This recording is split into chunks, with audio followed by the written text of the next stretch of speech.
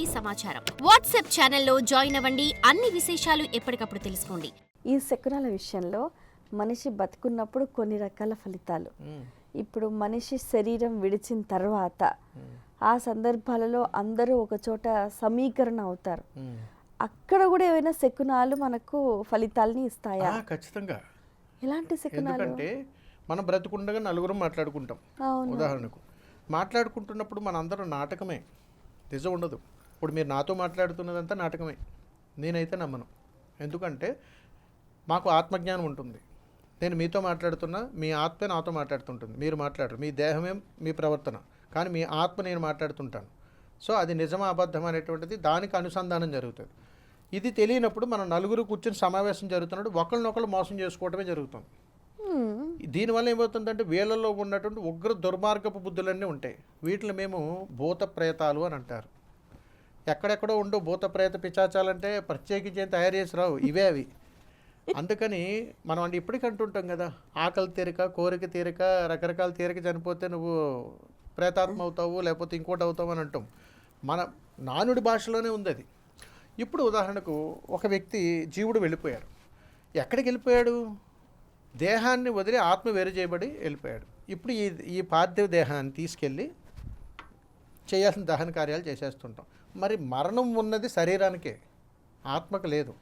ఈ ఆత్మ ఇంకో దాంట్లోకి ప్రవేశింపబడుతుంది. ఎప్పటికీ 11 రోజుల్లో ఆ కార్యక్రమంలోపు ఈ ఆత్మ వేరే దాంట్లోకి వెళ్ళిపోవాల్సిందే.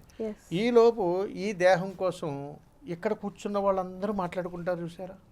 ఇవి అపశకునాలు. మాట్లాడకూడదు.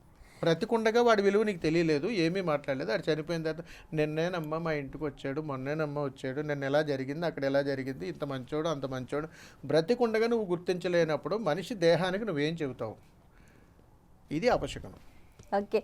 అయితే ఇంకొకటి కూడా బాగా ఏడుస్తూ ఉంటారు. అసలు మనిషి చనిపోయిన తర్వాత ఏడవచ్చా? ఇది చాలా అద్భుతం తల్లి. మనిషి తన యొక్క బాధను వ్యక్తీకరించడంలో తప్పు లేదు. ఎందుకంటే బంధాలు అనుబంధాలు ఉన్నాయి. నేనేమంటానంటే బ్రతికుండగా మనం ఒక మనిషిని ఇంకో మనిషిని హింసించుకుంటూ ఏడుస్తూనే ఉన్నాం. ఆ ఏడుపు ఈ ఏడుపు రెండు ఒకటే. అందుకని మనిషి వెళ్ళిపోయిన తర్వాత జరగాల్సిన సత్కార్యం చూసి ఆనందంగానే చిరునవ్వుతోనే పంపించాలి తప్ప బాధతో కన్నీళ్లతోటి నీ బాధను వ్యక్తీకరించడం అనేటువంటి చాలా వరకు దిగమింగుకునే ప్రయత్నం చెయ్యాలి. దీనికి దానికి ఎందుకంటానంటే ఒక భర్త ఇంట్లో బాగుపడాలన్నా ఆ కుటుంబ సభ్యులు ఎంత ముఖ్యమో, ఒక ఇంటి యజమాని కష్టపడుతున్నప్పుడు కింద ఉన్నటువంటి నలుగురు ఎంత ముఖ్యమో, అలాగే సమాజానికి వీళ్ళు, సమాజం తర్వాత దేశం, ఇలా ఒకళ్ళ నుంచి ఒకళ్ళకి ముడిపడి ఉంటుంది. అలా చూసుకుంటే ఈ దేశం మొత్తంలో కొంతమంది అగ్ని ప్రమాదం ద్వారా చనిపోతారు, కొంతమంది వాహన ప్రమాదం ద్వారా చనిపోతారు, కొంతమంది మామూలుగా చనిపోతారు, కొంతమంది గుండెపోటుతో ప్రతిరోజు చనిపోతూనే ఉన్నారు కదా.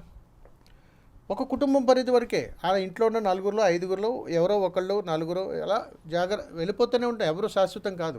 కానీ శకునాల అపశకునాల దృష్టికి వస్తే ఏ కుటుంబంలోనైనా సరే నలుగురున్నా ఐదుగురున్నా బ్రతికుండగా ఏడుపులు పెడబొబ్బులు ఉండకూడదు.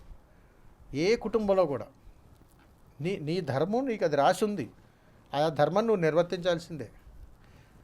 ఒకడు బాగుంటే ఆడవకూడదు, మంచి బట్టలు వేసుకుంటే ఆడవకూడదు, అందంగా తయారైతే ఆడవకూడదు, మంచి ఇల్లు కొనుక్కుంటే ఆడవకూడదు, ఒంటి మీద నగలు వేసుకుంటే ఆడవకూడదు, నీ పక్కింట్లో నుంచి సువాసనలు వస్తే ఆడవకూడదు, నీ పక్కింట్లో వాళ్ళు ఏదైనా ఇల్లు కొనుక్కొని గృహప్రవేశం పిలిస్తే ఆడవకూడదు, కుటుంబ సభ్యులందరూ కూడా కలిసి ఎక్కడైనా ఫంక్షన్కి వెళ్తే వాళ్ళందరూ ఎంతో వైభవంగా చేసిన అది చూసి ఆడవకూడదు. ఇన్ని రకాల క్షోభ నువ్వు చనిపోయిన తర్వాత ఏడ్చేది ఏది నీకు చెందదు.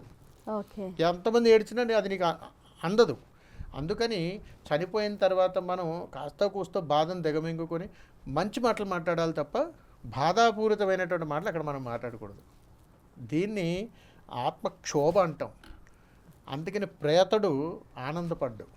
ప్రేతడిని ఎప్పుడు కూడా ఆనందంగా పంపించాలి. ఆ ఆనందంగా పంపించాట్లో నేను చెప్తాను మంగళ శకునము సర్వశుభప్రదము అని అంటాం.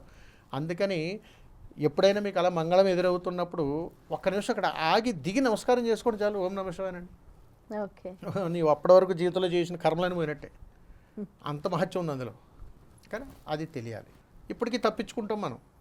ఎవరైనా ఏదైనా కాలం చేశారని కవర్ వస్తే నాకు ఖాళీ లేదు, చాలా బిజీగా ఉన్నాను, ఆఫీస్లో ఉన్నాను, రేపు నువ్వు పోతే.